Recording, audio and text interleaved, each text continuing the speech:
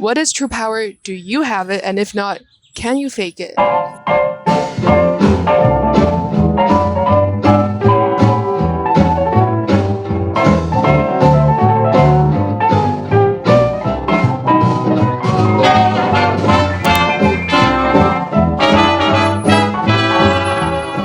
Hey guys, welcome back to the channel. If you're new here, hi, my name is Emma, and today let's talk about power.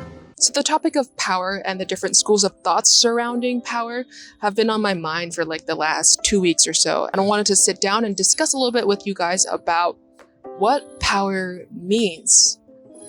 I think everyone will have their own definition of power. There have been certain schools of thoughts that have been popularized as of late within like the last decade, 2 decades or so, and it is this particular type of power.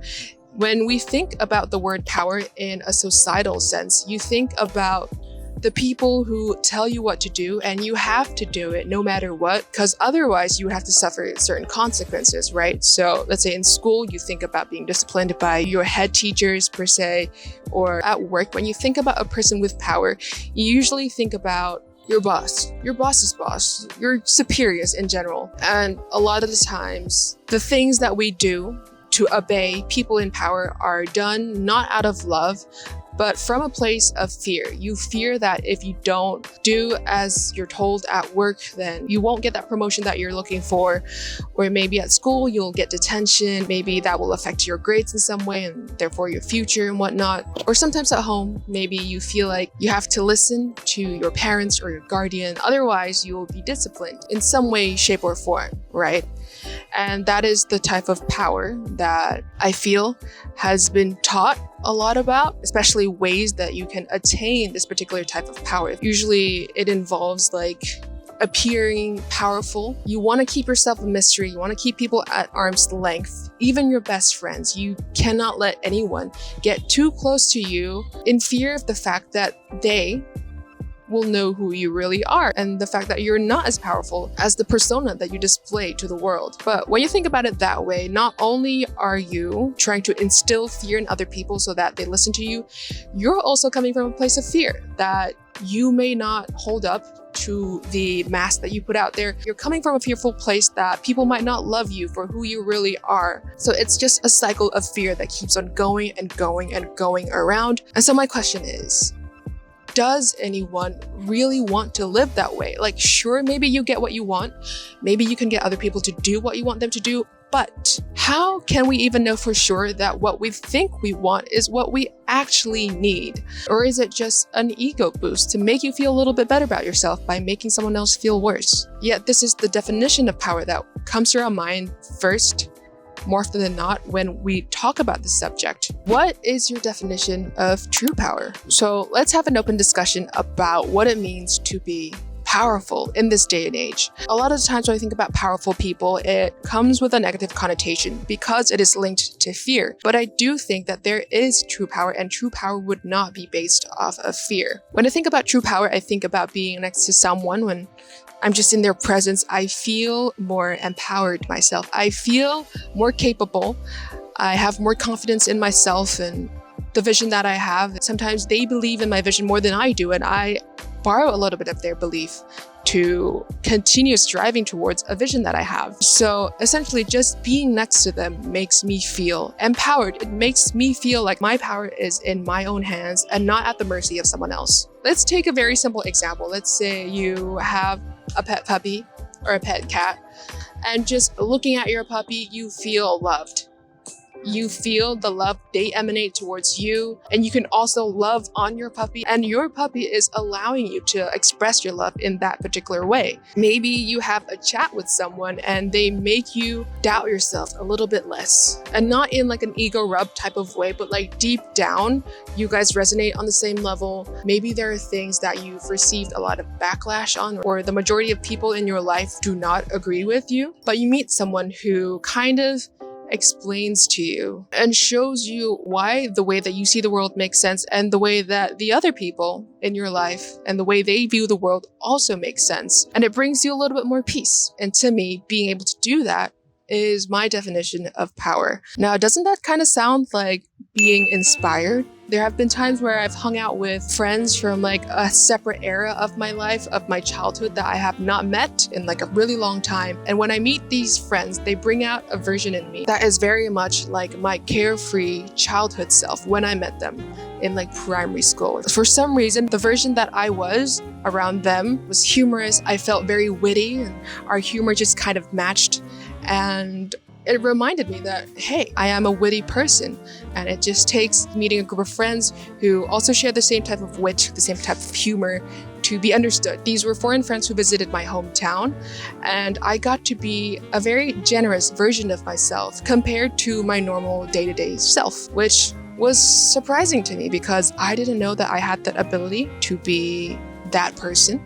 But the thing is, that version in me was here the entire time. It just needed like a certain catalyst to bring it out of its shell. And although those friends have since gone back to their home country, I now still hold on to the belief that I am generous, I am witty, I express my Vietnamese hospitality really, really well. That has really changed the way that I see myself and the way that I interact with the world from then on out. So I am confident when I say that my friends have inspired me. And to me, that is the greatest power, is the ability to inspire someone else. It has nothing to do with your background, your education, the amount of wealth that you have, or how famous you are. Anyone can have the ability to inspire someone else. An instance when I was also really inspired was last year in 2024, our head of secretary of Vietnam, Mr. Nguyen Phu Trọng, passed away at the age of 80. He was actually very well loved during his term in the office. And when he passed away, a lot of people came out onto the streets to mourn his passing.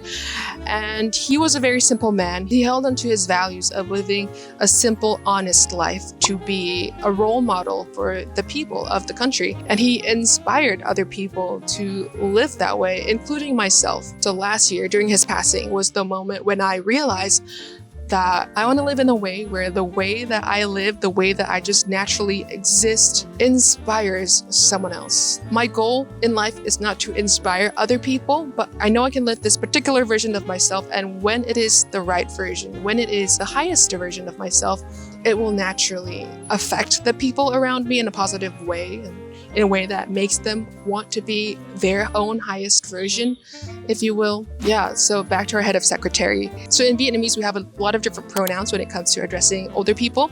So you can have cô chú for uncle and aunt, or sometimes bác, which is like uncle and aunt, but like older than your parents, or ông bà, so for people who are around the age of your grandparents. Bác is also used as a term of endearment when you feel like someone is very close to your heart, no matter how old they are. So in Vietnam, we have a couple bác. We have bác Hồ. We also have Uncle Giáp, who is one of our best, most intelligent, and most loved war general of our Vietnamese modern history. So we have bác Hồ, bác Giáp, bác Trọng. Bác is like a term of endearment, and yeah, our head of secretary also earned himself this title. When it comes to inspiration, I feel like it can hit you in very unassuming instances, catching you off guard. It could be the first snow of a winter and you look at the snowflake, knowing that no snowflake is the same as another snowflake. Maybe that inspires you to see your own uniqueness, or you encounter someone who have gone through like a very different life path than you have. For example, in my tailoring class at the moment, there is a student, she's almost 40 now, and she was born like partially deaf. She uses her deafness, her selective hearing, to her advantage, and she's able to leave like a lot of unnecessary information out and not take them into her own self. And she is so lovable, so witty. When harsh words are said to her, she can still take it with a smile, like genuinely, like that's who she really is. Not take in the opinions that does nothing for her. And she lets go of the small stuff really easily, you know?